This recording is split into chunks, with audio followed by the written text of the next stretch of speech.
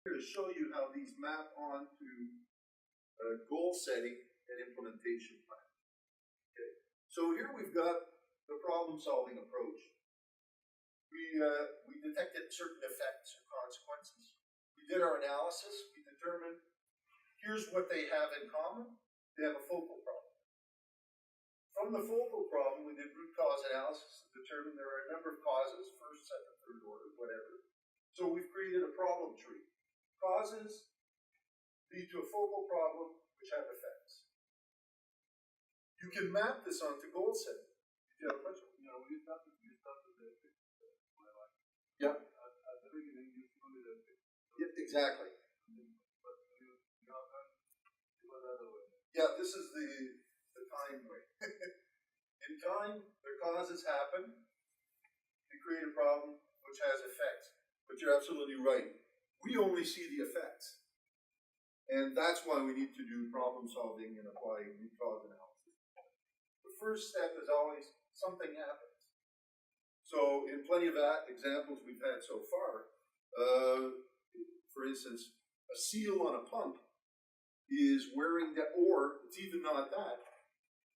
We're breaking the budget on seals for the pump, or on batteries for our forklifts, right?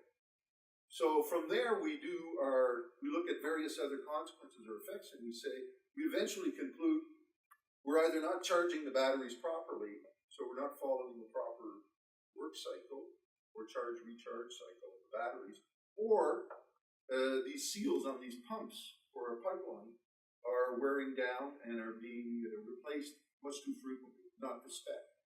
That's where we do our root cause analysis and determine what is causing it. So in the case of your seals, you had two causes.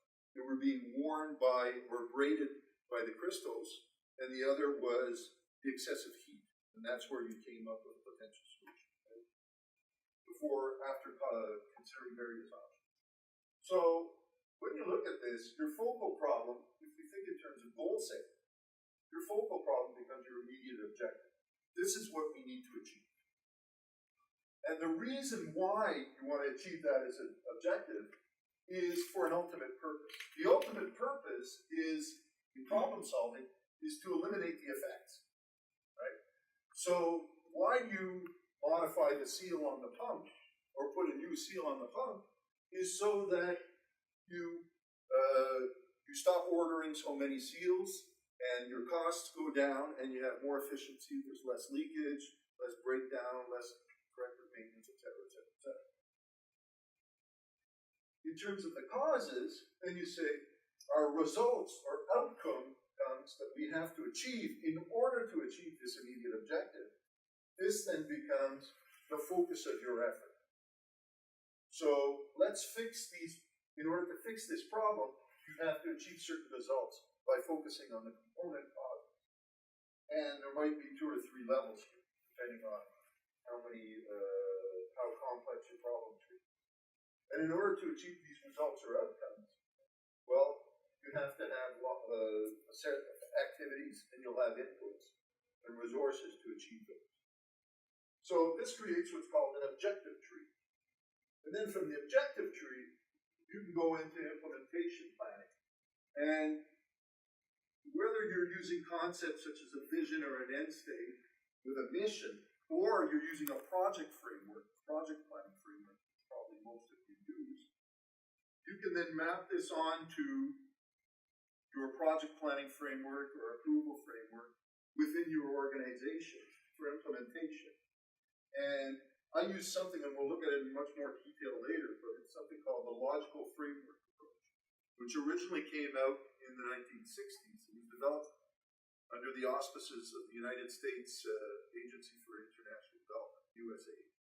And it was because they were doing these projects in the third world and whatever, and they weren't meeting their objectives. So they said, surely there must be a better way to plan these projects and select them and keep them focused on their objectives. And they developed the logical framework approach. I like to use this for these types of projects because it keeps us focused on our objective, whatever that is, whether it's solving a problem or innovating.